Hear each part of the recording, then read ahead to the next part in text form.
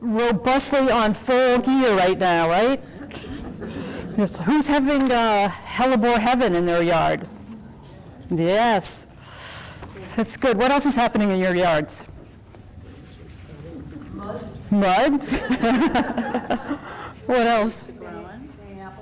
Mayaples, yep. What did you say? The weeds are growing. The weeds are growing. I saw a couple of bees, those little teeny things. Yeah, that's exciting. That Yep. white weed, is it like a cress, that little short? Yes, bittercress. They're all over it. Yep, and they're blooming, so some of them are already have ripening seeds, and they are on the Massachusetts prohibited plant list. So if you have those in your yard, look them up, bittercress. When they're blooming, they're anywhere from this tall to about this tall. When their seeds ripen and you touch them, they spread like Scotch broom seeds, just boom. So you want to keep up with those, and if you see them blooming in your yard, you want to get them up. Okay? Are those little tiny white? Yeah. Yes.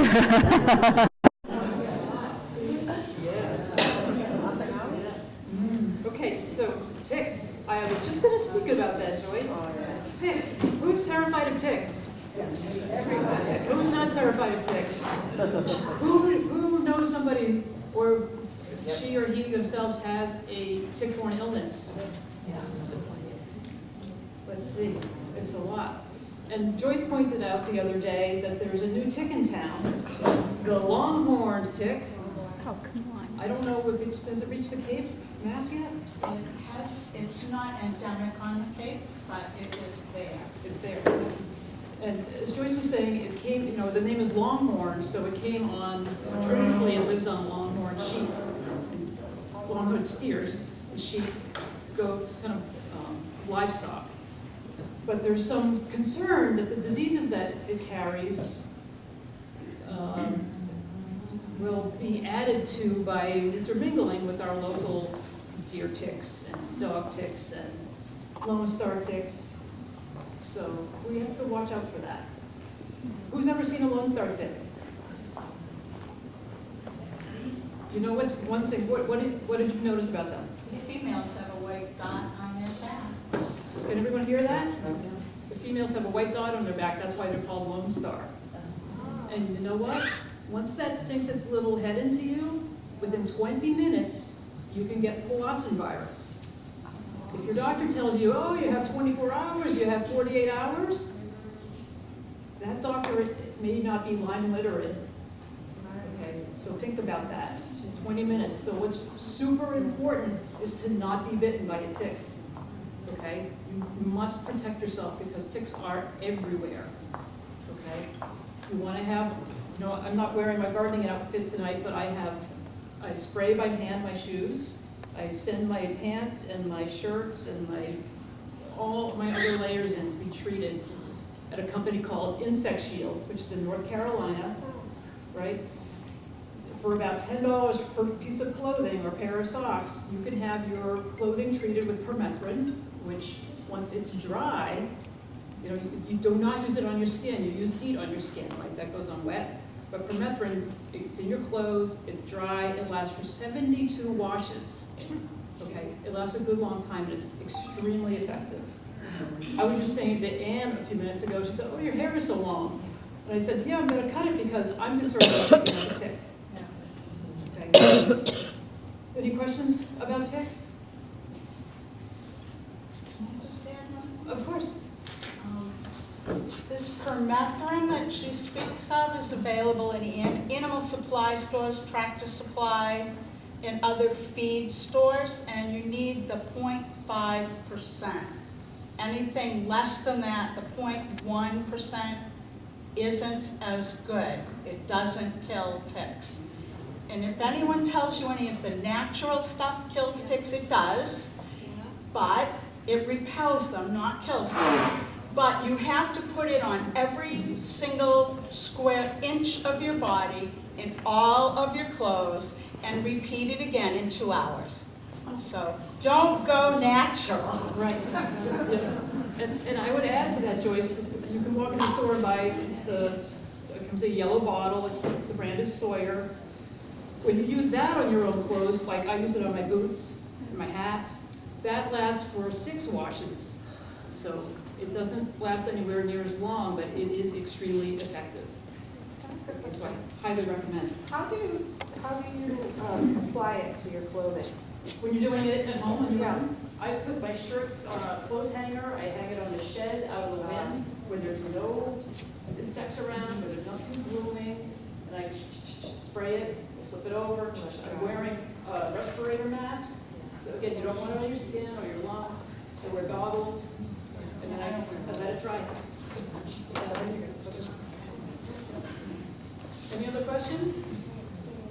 Okay, one other thing I'd like to touch on is soil testing. Isn't that fun? It's so boring, right? But if you're gonna sink money into buying the plants and planting them, how do you know if where you have in mind to plant them, that plant is gonna thrive without a lot of inputs, right? If you want to garden economically, you want to put the right plant in the right place. So you want to have your soil tested. It could be, you know, a flower garden, ornamentals, vegetables. You want to have your soil tested. The most important part of doing your soil testing is sampling your soil. Okay, the most important thing. So in an area from that sidewall to me, what you want to go around and you want to sample the soil in several places, maybe 5 or 6 places, maybe 2 if the digging is really horribly hard. And you want to take those samples and put them together in a bucket and mix them up and then put that sample in your bag, about a cup that you're going to send to the lab. Okay? Now, how deep do you have to go? You want to think about what you're going to grow there. How deep are the roots of those plants going to go? That's how deep you want to dig, right? So what you do is you dig yourself a hole, and hopefully the soil's kind of holding together and not collapsing. And then with your shovel, you take a slice around the perimeter of the hole, so you're getting like a profile, you know, a good sample of the entire depth of the soil. I see a lot of nodding heads, so I think people are getting that. So, one way to catch that stuff, it's going to fall off your shovel. If you first put a plastic bag in the bottom, that will catch your soil profile. Right. I printed up some soil testing forms for the soil testing lab at UMass. It's very economical.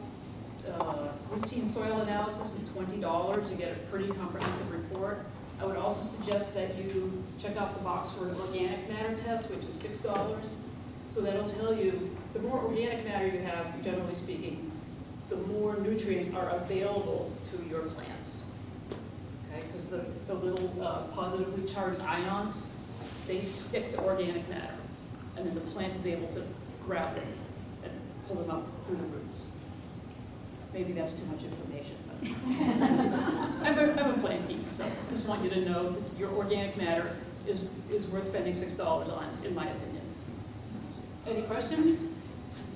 All right, I'll hand these sheets out. I have 25 copies. If you want one and don't get one, then please come see me and I'll tell you how to get one. Any questions, see me afterwards. Thank you. All right, good evening. Let me see what we can do here.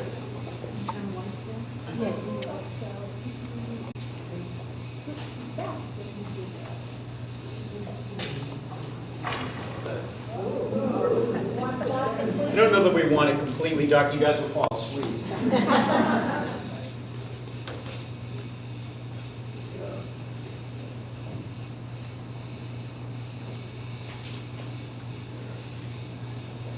All right, well, thank you very much for having me back. I know that I was at this club. Who was here last time I spoke? It was a while ago. Anyone know how long? I was thinking, how many years?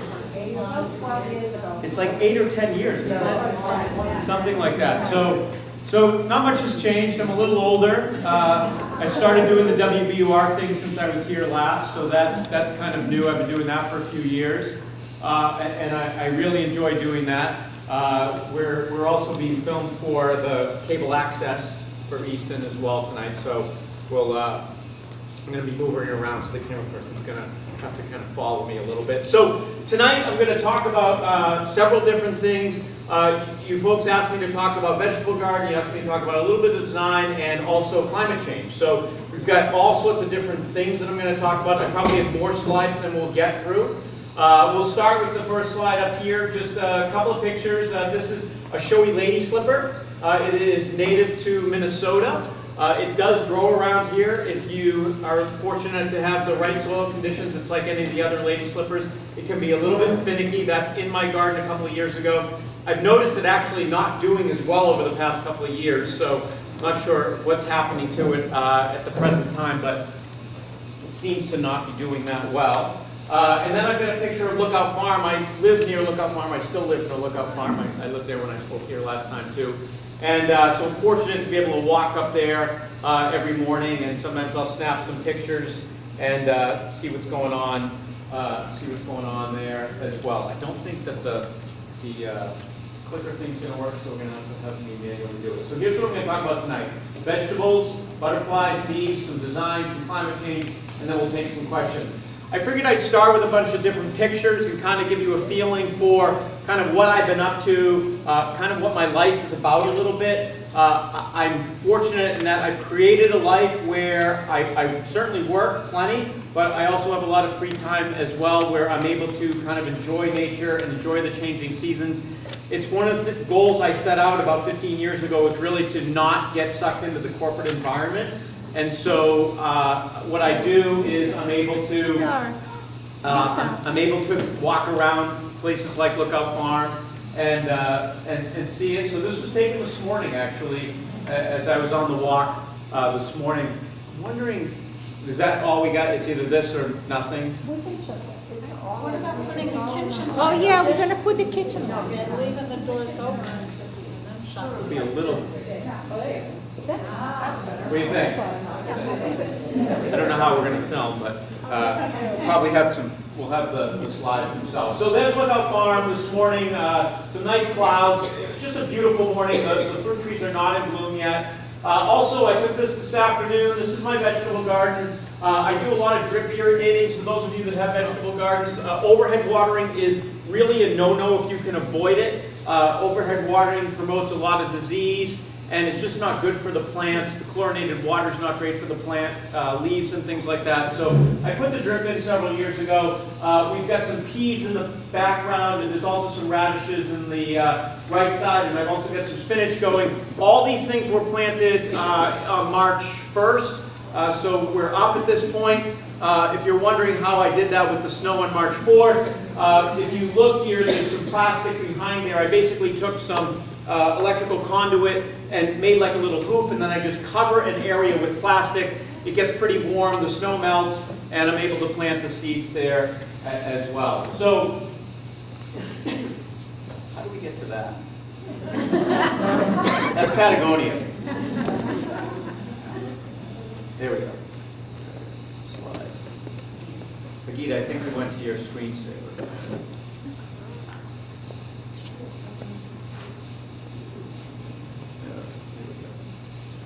See, I have to not slow down. All right, so there's that. Another area of hoops. Here we've got some more spinach, and I also have some arugula, which is coming up at the present time. So a couple of other things. Another area of the vegetable garden where I have more vegetables going. And I'll be pulling the spinach here in just a couple of days, kind of getting that first flush of spinach here. Second week of April to be able to do that. It's pretty awesome. I took some pictures of some things that are in bloom, little patch of crocuses here. That pot is actually now over on that table over there. That's a cranberry I left for you guys, so it's a cranberry plant. Likes kind of moist soil, so this is an area where it's fairly moist as well, so kind of fun. Iris cristata, which are coming up, and really a nice sort of early pop of color that you get across the area. And then some hellebores, which are blooming right by the steps as you walk into the front door. So there's a lot going on in the garden already. I tend to have a lot of early stuff. This is the hamamelis a couple of weeks ago. It's already dropped its petals, right? So it's done flowering. Here we are, April, what is it, 10th? Here's what it'll look like in the summer. I figured I would just show you folks a picture. So that to that, This was last summer. And, you know, just an amazing transformation of what happens. The Hamamelis, the witch hazel, is not really an interesting plant in the main part of the year, but I do like it during this time of the year. So some other things I've been really experimenting with over the past couple of years is adding in more things for the pollinators. So obviously a monarch butterfly, now he's not pollinating or she's not pollinating this particular plant, but I've got a lot more milkweed around the yard, and I have noticed an increase, at least in my little property, of the monarchs coming back because I now have plenty of milkweed. So I've done that. I continue to work with kids. This was last summer at a camp up in Maine. We went on a little hike. The funny story I have from this is as we were walking through, there was like a waterfall area. One little girl says to me, she goes, "How did they make this?" And I'm like, "Oh, you know, you need to get out more." But you know, I still enjoy working with kids. And here's the yard last summer. You know, continue to kind of gotten rid of a lot of lawn over the years. This used to all be lawn here, and there was lawn down in that area as well. So I've kind of just, the lawn now is paths. And the paths kind of take you through the gardens. I still like to have some lawn. I'm not a huge turf person, but what I have, I like it to look good, and I like it to be weed-free, and I do take care of it. But I've probably gone down by about 75% from what that property looked like when I bought it back in 1997, and just put in a lot of plants. So you can see just a lot of color going on. At this point, it's kind of probably like July-ish with the daylilies blooming around the area. And you know, just my design style is not formal, obviously. It's just kind of a collector's garden. I continue to do Growing Wisdom, which is the website which has the videos on it. I started it 10 years ago. 11 years ago, actually, now. And we have over 600 videos on Growing Wisdom, so continue to add about one a week. This is my videographer. We were actually filming this for Lowe's last summer, talking about some of the different containers that are out there. So self-watering containers, some of these. I don't know if any of you have experimented with these felt containers, but they're awesome for growing vegetables. And I really like them. They have just great aeration. I find that plants do really well in there. And then just some other fun containers. And then just trip up to Maine last fall, taking some pictures of color. Which just continues to every year, even though I've seen it for probably 50 years that I can remember. And still have 2 dogs. The guy on the top of the couch is now 15, and the other guy's on 7. But the one who's 15 still bosses the 7-year-old around, which is kind of fun to watch. And picture from the fall, again, Lookout Farm, kind of a similar picture to what we saw at the beginning. A couple of things about my yard. I took up a lot of grass here in the past probably 5 years. Again, putting in a lot of different things with texture. So instead of worrying so much about, okay, is this going to flower? I sort of look at the plants for what does it look like for its non-flowering period. So you've got the spruce and you've got that willow in the background. There's an azalea blooming down there, and then I put some sedums, which I had hoped would come back. But they turned out to be non-hardy. I was taking a look at them yesterday, and they're gone. So I have to think about, you know, I was thinking maybe Angelina here. This is a much brighter one. I didn't want to put Angelina in there because I wanted something different, and this was so bright, but it just didn't make it through the winter, in spite of it being a pretty good location for it.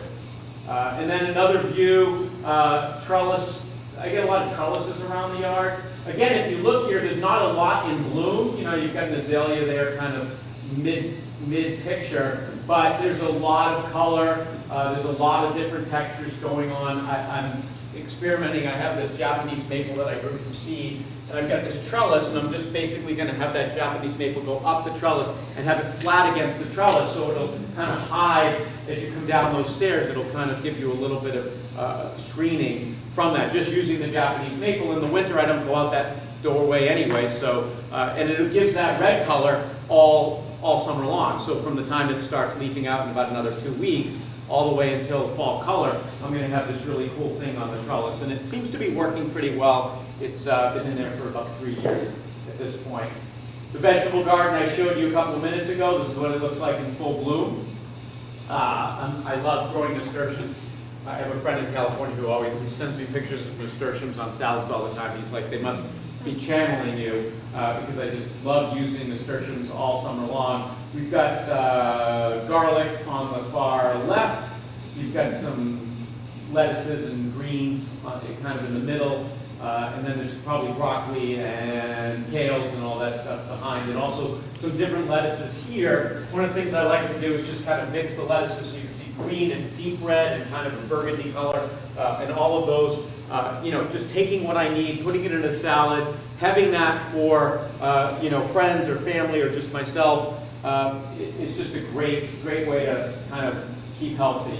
Another look at the garden I showed you a couple of minutes ago. Again, this was last summer. I kind of overdid it with the potatoes, which are what is in the middle. I actually have a ton of potatoes still in the basement, which will be the seed potatoes for this year, but I'm not going to make the same mistake. I've got some fava beans going way in the back, and then just some more greens underneath those hoops. So it's a way for me to start things earlier. You can see the plastic's now gone by this point, obviously. And I'm also really getting into containers over the past several years. A lot of folks don't have a lot of space, especially around Boston. And so here you can see just a lot of containers with greens in them. You've got one of those felt containers on the upper right-hand side. But look at the colors and look at the textures. And you just have this container. You go out in the morning or the afternoon, you cut what you need, you have your salad, it's right there out the kitchen window or out the kitchen door. Super easy to grow, and if you don't want to take the time to have a vegetable garden in the ground, this is a great way to do it. It's also a little easier to protect things from critters. I experimented with a couple of things last year. I tried corn in a container. I was not very successful. There's a little pea that Renee's seeds. I get most of my seeds from Johnny's, but Renee's has this little pea that she offers, which goes in containers. And I had really good success with cucumbers in those bags last year. And again, it was pretty easy for me to just throw like some fun little trellis in there and let it go up. And then you can see some other plants scattered around. This is literally right out the kitchen, so I kind of just put all the stuff that I want to use in the garden. My day consists of a huge pile of greens and a bunch of eggs, and so a lot of that comes, that's how I start, and then a lot of that comes from right outside the kitchen during the course of the year. And then also you grow tomatoes, so making use of, I don't care if it's not the right design. There's a bunch of lettuce down here, but here's the tomato, and there's a couple of heads of lettuce at the base of the tomato. It's wasted space anyway, and as long as you feed it and water it correctly, the lettuce does great. And so now I've got sort of a little salad going on there, right in one pot. So pretty easy. If you have not done a vegetable garden, the most important thing is location. You need that sun. If you don't have the sun, you're not going to have success with the vegetables. The idea that you need full sun all day, that's preferable, but you can get most vegetables to go if you have sort of a 10 to 3 o'clock window. If you have 7 o'clock in the morning, when 6 o'clock the sun's up in the summer, and it's behind a building or the trees at 10 o'clock, you're not going to have success. But if it comes out at 10, which is most of my garden, frankly, it's 10 o'clock in the morning until about 3 in the afternoon, and then it's sort of this dappley shade, I do pretty well. I'm able to grow a lot of stuff. I do get tomatoes. And I've moved some tomatoes in containers onto the driveway. It's hot, it's got a lot of reflective heat, and I find that tomatoes actually do pretty well there. And then if it's going to be rainy for several days, I can drag the containers and put them under cover to avoid some disease. I heard the previous speaker talking about how important soil testing was, and I entirely agree with that. You really want to try to test your soil. One of the things that happens is that if your pH is not correct, even if you have the nutrients in there, then you're not able to get the nutrients into the plant. So you could have all the available compost and wonderful stuff in the soil, but if your pH is way too low or way too high, it's not going to get into the soil. It's not going to get into the plant. So that can be problematic. So you really want to be checking your pH more than almost anything. That bad pH, you're not going to be able to get that organic stuff. How many of you compost? Awesome. So any questions or anyone notice anything with compost? I'll tell you what I noticed. But what do you use it, or does it sit? No, use it. Use it, and are you composting all year? Yes, yeah. pretty much. And does it slow down in the winter? Yeah, so pretty much the foot starts. I would suggest, you know, right now, this is a good time of the year to go back out to that pile and kind of give it a good turn. It's been settled all winter long. It was very wet this fall, so I suspect that a lot of the compost piles are wetter than we like it. Too much moisture, you don't get the activity of the bacteria going.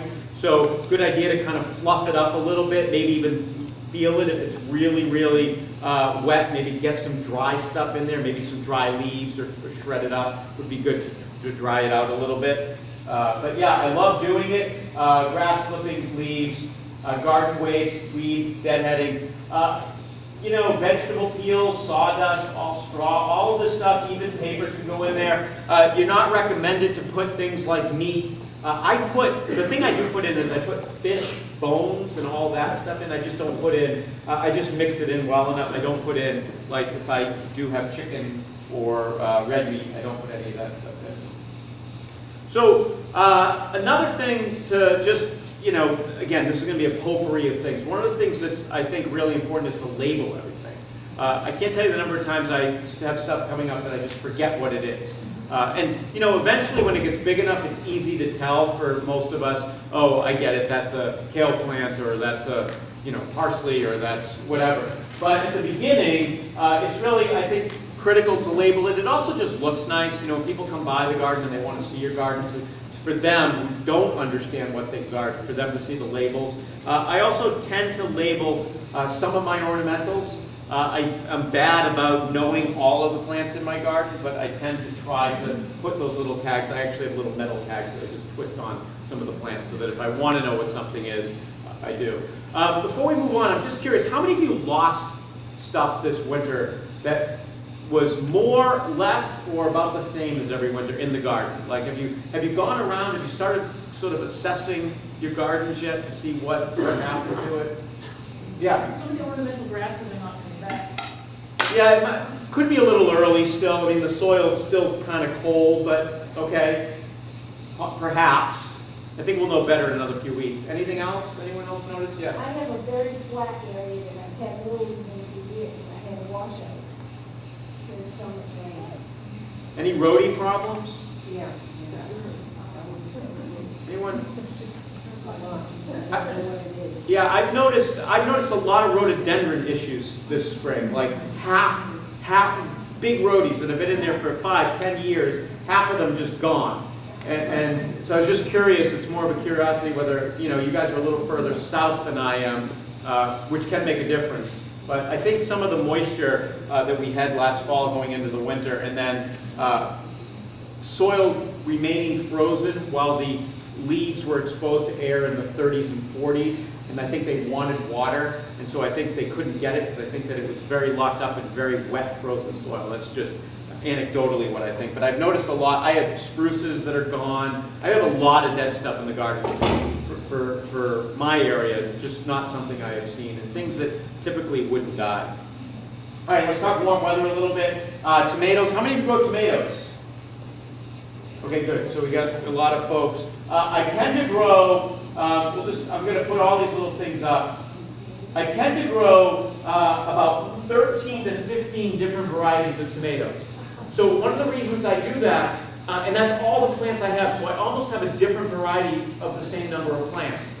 And by the way, guys, I can share this so you guys can have this, so if you want, you can have the presentation and we can share it amongst the club. So one of the things is that I grow the different varieties of tomatoes because if I have disease going through, I find that if I have different varieties, then they don't all get wiped out. I also intermingle my tomatoes with some heirloom and some that are very disease resistant. So if you go through the tomato catalogs or you go buy tomatoes at a garden center, you'll often see heirloom tomatoes, and then you'll see tomatoes which are hybridized tomatoes. And sometimes you'll see a letter like a B or an F or an N, and those are letters to indicate that those tomatoes are actually disease resistant to certain diseases. Heirloom tomatoes, they're older, they're not resistant to the diseases. So I interplay or interplant my tomatoes with the disease resistant ones and the non-disease resistant ones. So if I have a blight going through or a fungus going through, I don't lose the entire crop. That's also the reason I have tomatoes in containers, because I can move them around the yard So again, I'm trying to limit the amount of disease that goes through particular tomatoes. So you want to be sure you're watering in the evenly watering in the morning. If you can avoid overhead watering with tomatoes, I guarantee you will have a much more successful crop if there's a way to do that. You want to try to prune them and take out the suckers, which are this right here, between the main leaf axil that's coming out and the main stem. You want to take those suckers out and really prune them. Don't be afraid to prune your tomatoes. They will be bigger tomatoes, they'll be happier, you'll have better airflow and less disease. So some other tips. Some things that I'm seeding right now and some things that I will seed by plant or put in by plant. So I put in some peas a couple of days ago. I put in some more peas. Carrots are in. You can put less mescaline in. I actually put radishes in today. There's one type of bean that you can plant right now. Anybody know what it is? Fava beans. So fava beans can go in now. It's actually getting late to put them in. In some parts of Massachusetts, like right along the coast down towards the Cape, you could probably plant fava beans in October, and they winter over. They're that hardy, and they do not want to mature in hot weather. And then garlic, I tend to plant that in the fall. So my garlic's about this high at this point, so that goes in mid to late October. And then onions, chives, leeks, all that stuff can go in now. And then you've got to wait, obviously, tomatoes, peppers, eggplants, all that warm weather stuff. Just way too cold. It's not even that, we may not have another frost, even down here. You guys may be done with 32. But if you're 40 and rainy for 3 days, then those tomatoes and peppers are going to get disease. So it's not worth it. Cucumbers, huge advent, how do I say this? Huge increase in the number of varieties of cucumbers that are out there that are available. You know, when I started doing this at 10 years old, I planted pickling cucumbers and straight 8 cucumbers, and that was basically all I did. And now you have Armenian cucumbers, and you have yellow cucumbers, and you have round cucumbers, and you have all these great cucumbers. And there's so many different varieties, and some that are small that can grow in containers, and some that can, be trellised. The problem, of course, with cucumbers, if you are a cucumber grower, is that they tend to get this striped beetle. This is the cucumber beetle. And the beetle itself does a little bit of damage, but it's actually, the problem is it spreads diseases. So what I end up doing is I cover my cucumber plants with row cover, which is basically a spun fabric. If you're not familiar with row cover, I think there's a picture coming up. But some of the garden clubs will get a roll for the whole garden club, and then you guys can split it. It's kind of expensive, but if you got a roll, it's not so bad. And if you cover it, then the beetles don't get in, and then you have to uncover it once the cucumbers go to flower so that they get pollinated. So that's one way. Another thing is plant a second crop after mid-June. So after mid-June, you can usually get away with a new crop, and you'll be fine. So peppers, they obviously love heat. Don't feed too much. You'll get too much green and you won't get that many peppers. So that's one of the problems. A lot of people get all these beautiful pepper plants, but there's no peppers on them because there's too much nitrogen in the soil, and so the thing's just growing wildly and producing a lot of green. Zucchini, many people overplant. How many of you have overplanted zucchini and you end up with, right? You end up with so many and you're giving it away. A funny story, after I graduated, I lived with one of my friend's parents down in Connecticut, one of my first jobs, and we had a garden in the back, and I was helping with the garden, and just had zucchini after zucchini after zucchini, and so we had a wheelbarrow full of zucchinis, and we put the wheelbarrow out, by the side of the road and put a big sign on it that's with all the zucchinis in it that said free, and someone took the wheelbarrow. Suppose they missed the point. Zucchini can get squash borer. If you've ever seen a zucchini plant that's been subjected to squash borer, one morning you go out and it looks great, and you go out 24 hours later and the plant's dead. And basically the borer is going into that stem and it's stopping the plant from getting its nutrients. A couple of things I've been trying, which seem to work a little kind of well, is one thing is I wrap the stem in tin foil underneath the soil and all the way up to where the leaves are.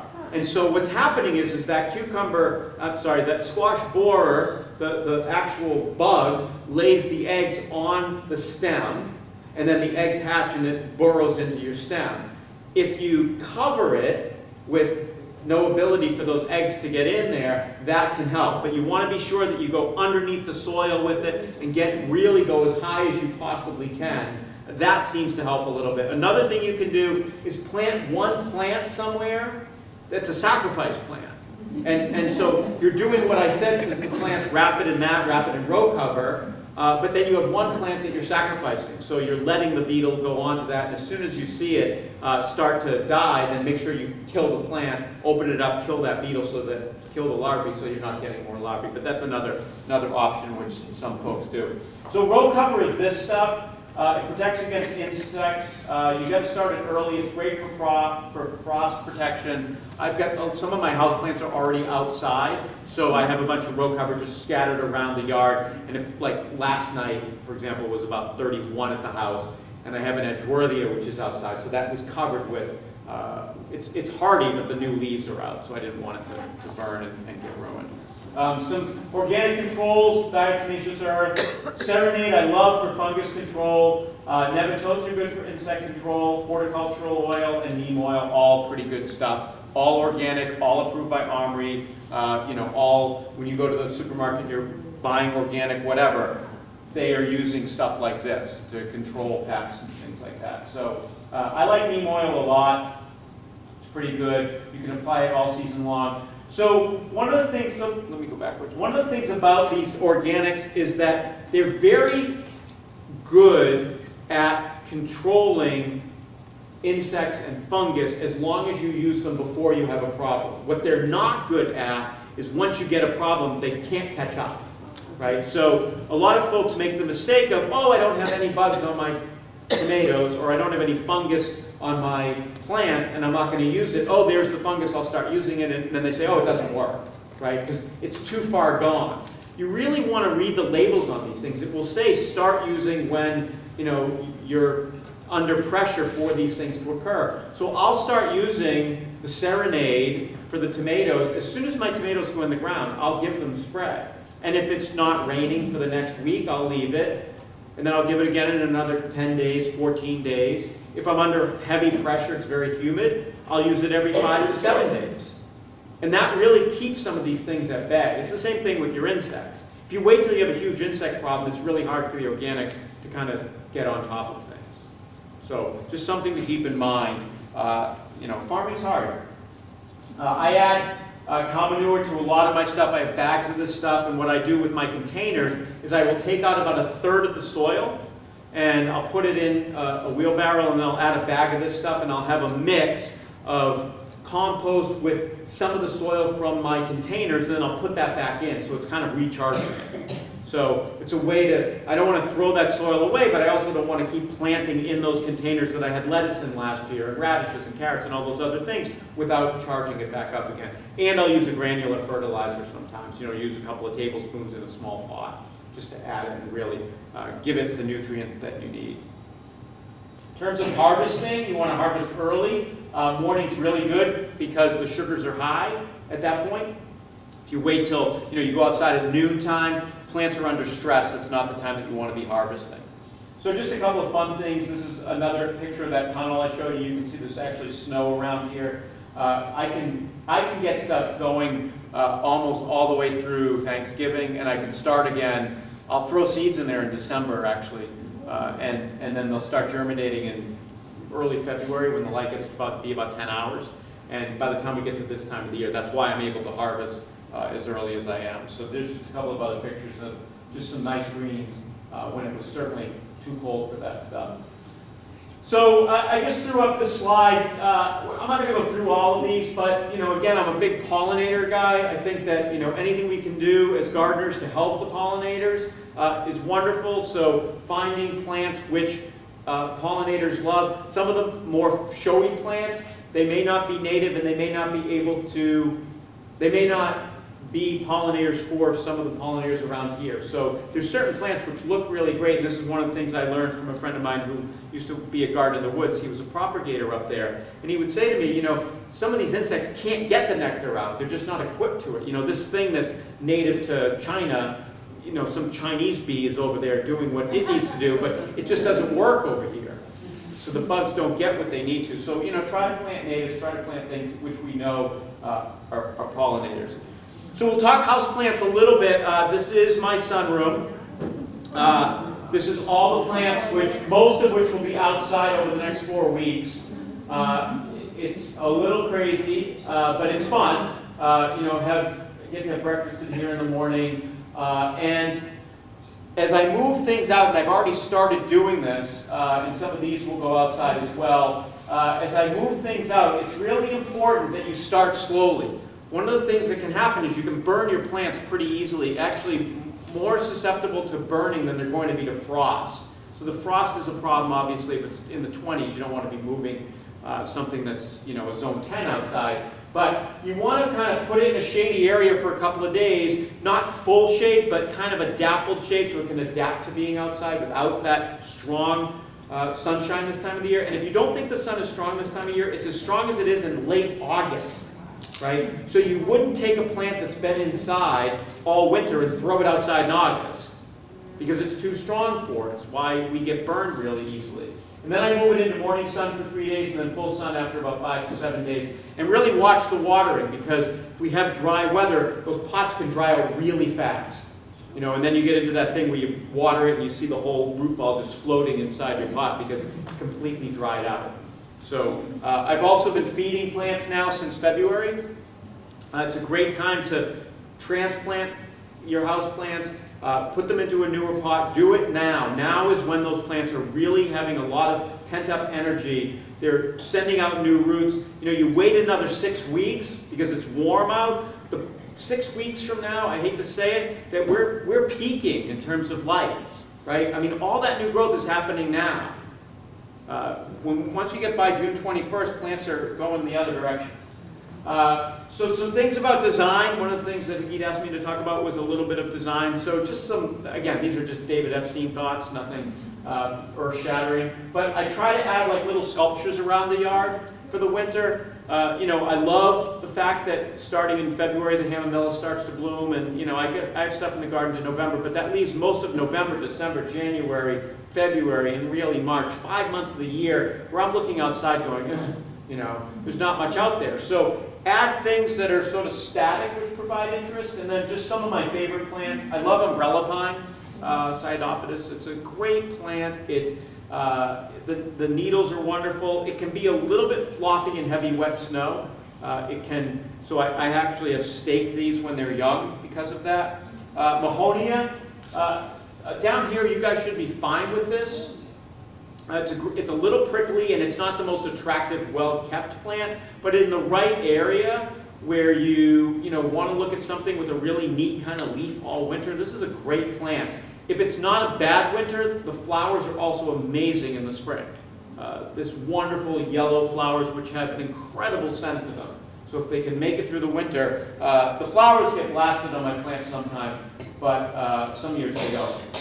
Think about barks. Things like the Japanese maples make wonderful bark color. Dogwoods also are great for color. Here's just a couple of different examples. Budge yellow is a wonderful yellow. You know, put a mass of that where the sun is shining and the snow's around it and that's coming up.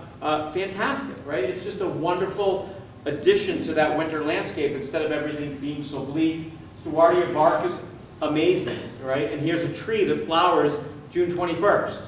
When everything else is sort of done, April, May, beginning of June, this guy's like, okay, I'm ready to start going. And so that's what makes that wonderful. And then the paperbark maples I like also for the bark. And the leaves are kind of interesting as well, much smaller than your typical maple. And there's my Hamamillis, which anytime I do a design for a yard, I sort of insist that we find a place for one of these just because what else blooms in February, right? Nothing else. And it's reliable. And then some of the bulbs just around the yard. I love primrose. I throw crocuses in the lawn because by the time you're mowing your lawn, the crocuses are done. So you can get away with it. I was in London, I guess a couple of years ago, and I saw just carpets of crocuses coming up in lawns. I thought, wow, that's just really cool. So, you know, 100 crocuses, just kind of plop them in the lawn. You can actually, in the fall, you can take a spade and kind of peel back the grass and then just throw them underneath. You don't have to dig 1 hole, 2 holes, right? And just put a mass of them in there. That's all I did. And I was looking at them today, and they're kind of neat. And that's the other thing I do, is I just plant my bulbs in big groupings. I do not dig individual holes for most bulbs. Some of them you have to. A fritillaria bulb, kind of big, you got to do that. Some of the lilies, you have to do that. But things like daffodils and crocuses, you don't have to dig 1 hole, and hellebores obviously add good color. Some of the hydrangeas, not the big mop heads, but some of the other paniculata hydrangeas I love for fall color. This is on my docket for next week to start. I'm late for pruning. My favorite chrysanthemum is Sheffield. It's a wonderful salmon color. It blooms reliably, it spreads. It's an October bloomer, and it's fantastic. And it's covered with pollinators because so much else is all done at that point. And that was a couple of years ago, but you can see how great it is. And then you've got the Simicifuga, which also blooms really late. This is an early November picture several years ago. Back to indoor houseplants. One thing about these is that if you don't get your Christmas cactuses to be blooming, or some of them bloom now, I have one that's blooming now, it needs to have a period of darkness. So if you're somebody that your lights are on all the time where the plant is, and you go to bed and the plant's only getting 7 hours of darkness, it may be one of the reasons it's not flowering. So try to give it some period of darkness where it can go dormant, and then you often get a lot of flowers. A couple more pictures. There's hollies, rhodies, Siberian carpet grass, which tolerate shade. I noticed a lot of burn on mine this year as well. I was looking at some of these just tremendous. I'm going to have a lot of, some nursery's going to be real happy with me. So, all right, so that's a little bit about design. Let's talk a little bit about climate.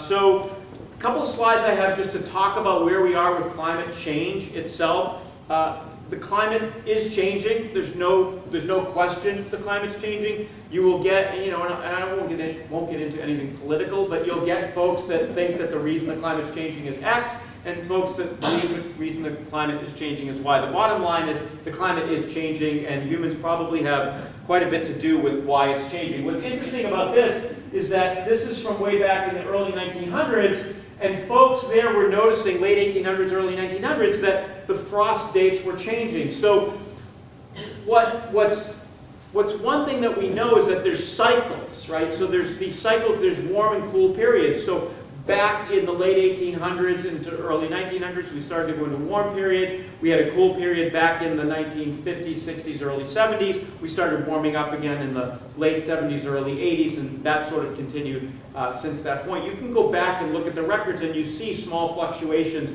on the order of several decades at times where things are warming up or cooling. And a lot of that's due to the fact that the ocean's warm and the ocean's cool, and there's all sorts of cycles which just continue.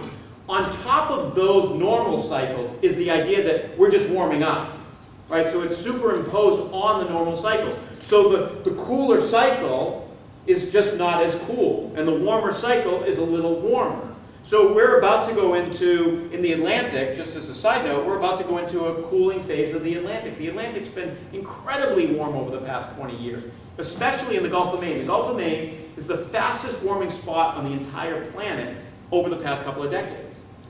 Partly because of climate change, and partly because the Atlantic's in its warm phase. The Atlantic goes in warm and cold phases. So all this changes will affect crops, right? This is just an example of the cranberry crop. And I brought you guys a cranberry because depending on what's happening with the climate changing, changes the way the bees pollinate. So you get a burst of warmth and things open up and the bees aren't available, or you get a cold snap after a warm snap and that freezes things and that causes a problem, or you have pressure from insects because it stays warmer longer. So insects which typically would go dormant don't go dormant when they would. So that's just a picture of a cranberry, but that affects everything from tomatoes onto apple trees onto anything else. So changes here. If you look down at the bottom, that's the 1990 zone map, which everyone here is familiar with, and there's the 2015 zone map. So you can see just from 1990, look what happened with the dark blue. So the dark blue would be that zone, the zone 3, and you can see how it retreated. It retreated up into Canada. It's gone. Like, that doesn't mean that we can't have a zone 3 winter in parts of Maine which no longer have zone 3 winters. But on average, you don't have a zone 3 winter anymore. Boston went from zone 6 to zone 7. Downtown Boston is now zone 7.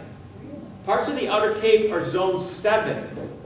You can probably experiment with some figs, some hardy figs, in downtown Boston in a sheltered, sunny area at this point. So you can see what is forecast to happen. The top one, 1971 to 2000, now we jump ahead another 20 years, right? So 2070, probably, no, not probably, none of us in the room are here, right? But if you look what happens. Look what happens. I mean, Boston and that area, now we're into zones. This area is zone 7 at that point. There's parts that are near zone 8, right? If the trend continues, so the things that will be able to grow will be totally different. Things will not grow that grow now, and things that don't grow now will grow. So there's this incredible change on the horizon. And you can see 30 years from now where these shifts are forecast to be. And you can see that, around here, no longer going below 0, for example. So if you don't go below 0, that 0 degree temperature roughly starts desiccating certain bugs, like a woolly adulgent, right? So that's going to just spread. That will continue to go off towards the north. Maple trees, maple sugar, that industry will also retreat northward. So all these things will change, unless all of these predictions are wrong, right? But they're probably not. There's just a lot of consensus amongst the fact that we're warming up, and the data just shows that we're warming up. So here's Northeast average temperatures over the course of a year by decade, and you can see we're gaining about 0.2 of a degree per decade, which doesn't seem like a lot, but when you average 0.2 of a degree over 365 days, that's a lot. It's like when you have, it's hard to do that. It's like when you're in school and you had, 20 tests. It's really hard to move your average with that many tests, right? It's hard to do. So when you start moving the average of all these temperatures across the Northeast, that's significant. That's why the number's significant. It's not going to be 5 and 6 degrees. And you can see this goes back to 1900, and there's the trend. Here's the precipitation. A little less sure of what's happening with precipitation. What most of the data is showing is that the precipitation that we're getting, it's about the same, if not a little wetter, but it's coming in different ways. So let's just take for an average, we get 45 inches of precipitation over the course of a year. Instead of it maybe being evenly divided throughout the year, which it typically is, you get bursts where you'll have no precipitation for several weeks, and then you'll get a burst where you'll get 4 or 5 inches of precipitation, and then it'll shut off again. So there's more extremes, but when you look at the final numbers, it's about the same. But as gardeners, that can be problematic, right? Because if you have these big dry spells followed by big wet spells, I don't have to tell you folks how that'll change things. And so the heavier rain here in the Northeast, we are bearing the brunt so far. The data shows that the Northeast bears the brunt of the heavier rainfall. So more extreme rain here in the Northeast. Summer heat. Summer's not warming up as much as the winter months. So we're not seeing quite as much of a change in the summer. It's still warm, it's still humid. I am praying that this summer is not like last summer with that humidity. That was just relentless. July, August, and September. We lost September, right? September was just gone. Typically a bright and dry month. It didn't happen. So the positive side of this, of course, I mean, it's happening. So you might as well look at some of the positive stuff. Is that we're gaining these days in frost-free length. So Boston's last day of frost average is April 9th.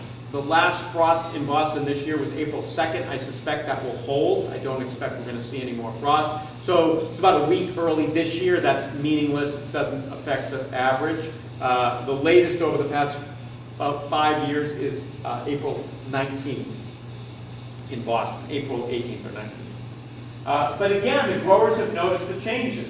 So this was occurring, this is back in the early 1900s, 1906 to 1916. Even then, things were changing. And you can see 18th, 19th, 20th centuries. If you look all the way to the right, the number of frost-free days, 144, 154, 156, again, continuing to change. So the fact that we can grow longer is not just here. These are some U.S. lakes. The number of days where the lakes are frozen is shrinking. So lakes are open much later and open much earlier. And of course, as we all hear about, there's less ice in the Arctic. So the ice continues to decline. Overall, there's little fluctuations year to year. This year was not as bad as some previous years, but it's still in the top 5. So you can just see the trend. The trend's what's important, not the year to year. And so future predictions run the gamut from extreme wet to extreme dry to extreme heat. This goes all the way across the globe over the next several decades.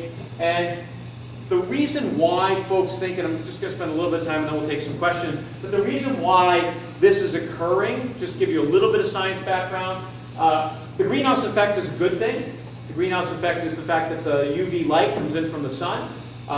It comes down to the ground as shortwave radiation. It leaves the planet as long wave and it's trapped. And that keeps us comfortably mild in terms of a planet and enables basically life to occur. When you add too much CO2, which is a greenhouse gas, what it starts to do is it starts to add too much heating of the greenhouse effect.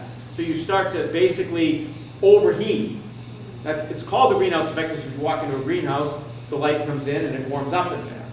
So when you add CO2, which is a greenhouse gas, you're basically adding too much greenhouse gas and things warm up. You can see there has been changes. This goes way back a million years. And we've had changes here to CO2. You can see purple CO2 and temperature. And they basically have fluctuated over millennia.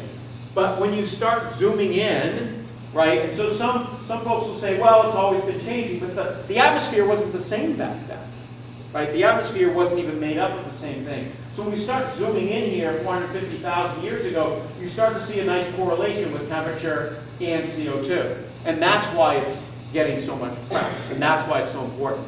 It's not what occurred millennia ago. And then we zoom in a little more, and you can see what I talked about earlier. There's cool and warm periods, mid-1800s, little ice age, you can see early 1800s, some other cool periods. That's occurring, but what's happening is that that's all occurring in spite of the fact we're warming up. So how do meteorologists figure this out? It's actually climatologists. What they do is, if you look here, this is kind of interesting. If you look at these two lines, one is, the black line is what's occurred.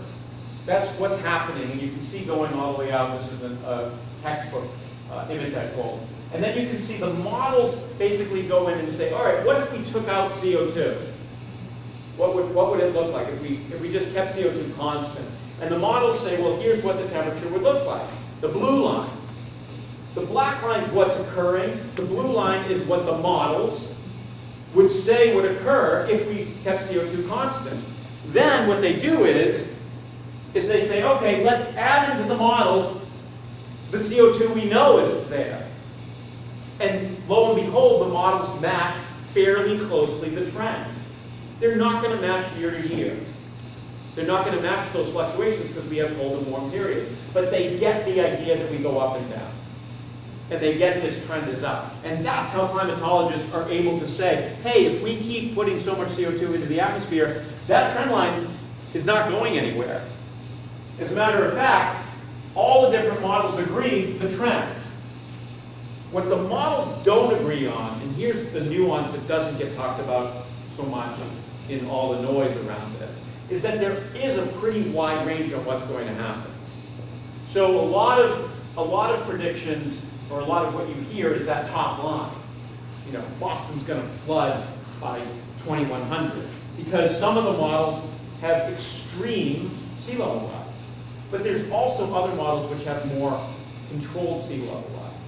A lot of that is based on how much CO2 gets put into the atmosphere over the next 50 to 100 years. If we kept on exactly the pace we're on, then you tend to be in the top on the top line. If you get it under control, you tend to be closer to the middle or the bottom line, depending on how much control you give it. So that's what all those different lines represent. And you can see here, that top red line, that would be a scenario where CO2 just kept going, run away. The bottom orange line would be, hey, you get things under control, governments get together and figure things out a little bit. So this is just a map showing some of the flood predictions for Boston. And you can see some of those orange areas where, depending on the sea level rise, those areas flood. So, you know, Mayor Walsh and other folks a lot smarter than I am are all working on, you know, what does this look like over the next 50 to 100 years? You know, what are they doing down there to ensure that it's still a viable place? And there's also skeptics out there. You know, they tend to be, some skeptics tend to be good because they're pushing questions. Some skeptics tend to be cuckoo because they just think, you know, that it's not science at all. So there are some good arguments out there, and I only throw those slides up to show that folks are out there thinking about that. The sun is also driving the climate, so you know the sun is another important component. The sun has its warm and cool periods, and right now we're actually in a cooler sun, but I suspect we will, according to the data, will be bottoming out here and then start to go up again over the next 11 years.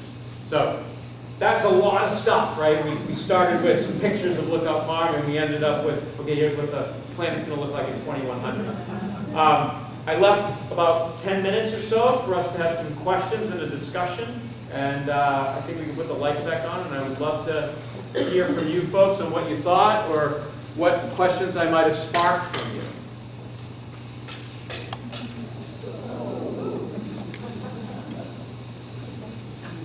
Go ahead.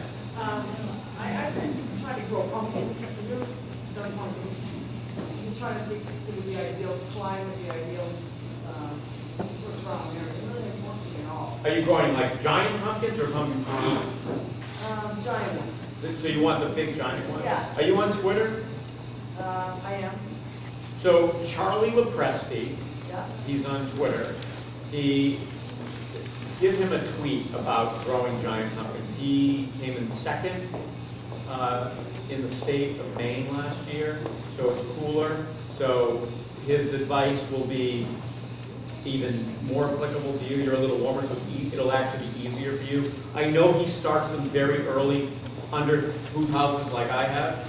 I also know it's where you get the seeds as well. Like there's a whole group of people that trade these seeds, the genetics of those giant pumpkins, you get those seeds, and some of the seeds are actually expensive to get because of that. But I don't grow them, so you know, you definitely need full sun, you need great soil, you need a lot of nutrients, you want to be feeding those things like crazy. But Charlie's a fantastic person, and I know he'd be willing to, you know, give him a private tweet or tweet him and just say, hey, I saw it growing wisdom, and he said, he'll help you out. Is he on growing wisdom?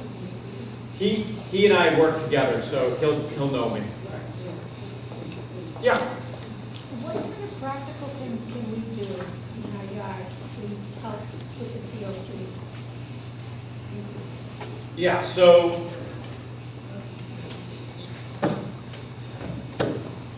the level that you're going to do anything in your yard is all to make yourself feel great, right?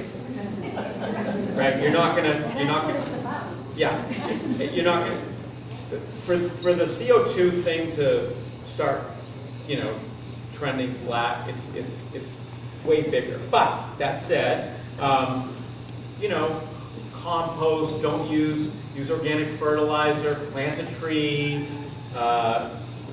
all of that stuff. You know, use battery-powered equipment, so you know the batteries have to be charged. But again, you're not using gasoline and spewing stuff. I mean, but is it going to make a difference?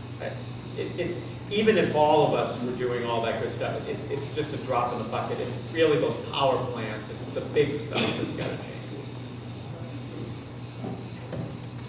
Have you ever moved rural areas? Have I moved fertile areas?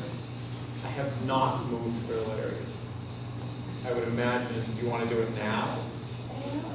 They're just up, mine are pretty high Yeah, already. yeah. Uh, I would think it'd be too late after they grow. Yeah, I would wait till after they're done. Probably as soon as they go dormant, I would pop them. Probably the best. Other questions? Yeah. How big is your yard? The yard, it's a good question. The yard's about an acre, but most of that's woods. Okay. Most of it's just trees and, I continue to clear stuff and, I'd say, 2,000 square feet is really the garden. It's not that big.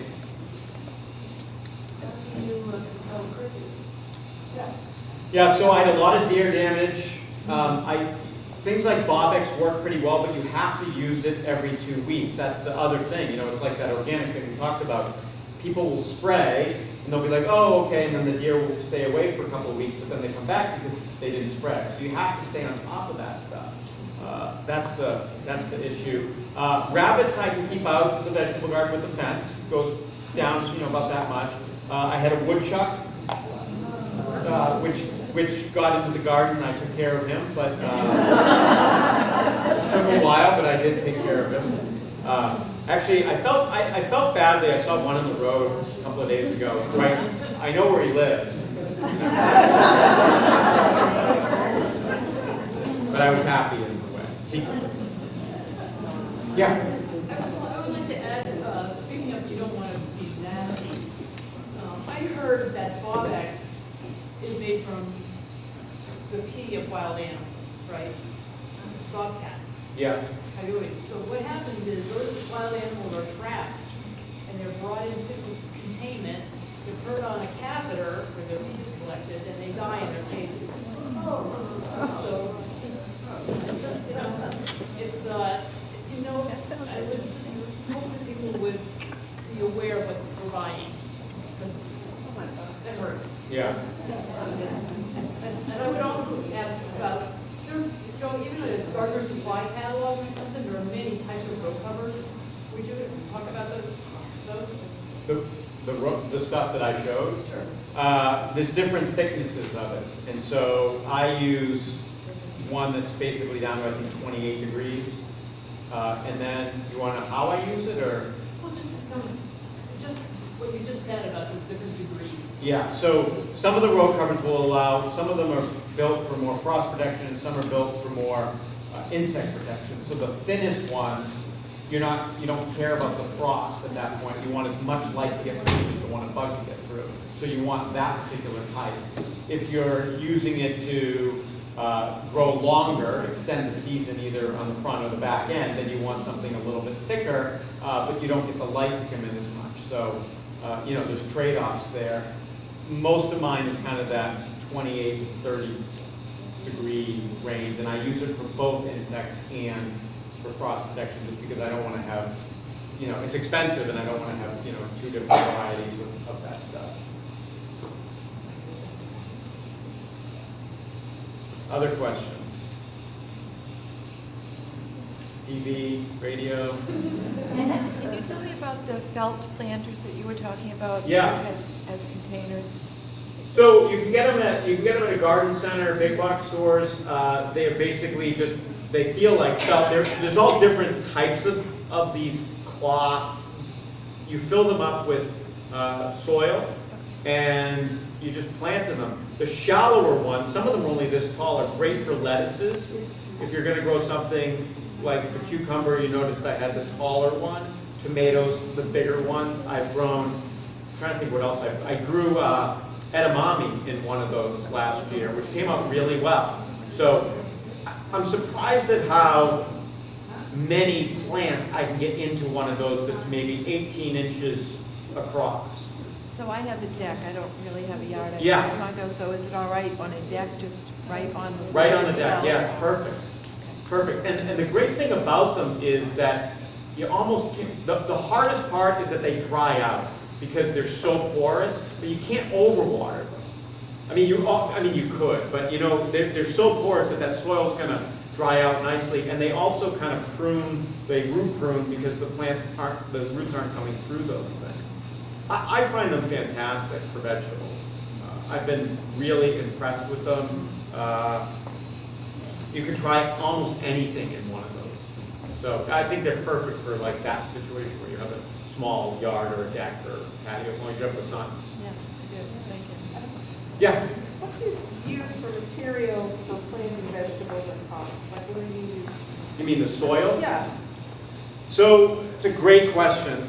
I find that the container stuff is too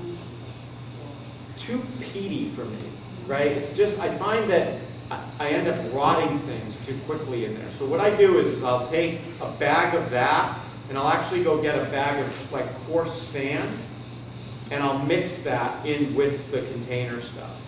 I'll also sometimes take a bag of like pine wood chips and throw some of those in, just to or perlite is another thing you can put in, just to really keep that soil loose.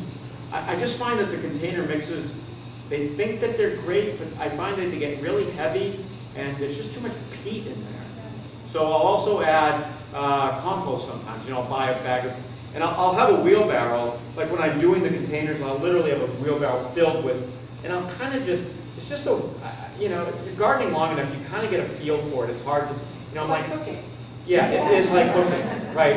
It's just like cooking. And for things like beets and carrots or radishes that I'm growing in containers, I'll add a little more sand so that they kind of go down a little bit. The sand really works well.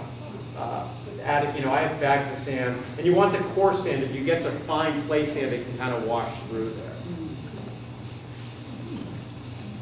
Well, thank you guys for having me back.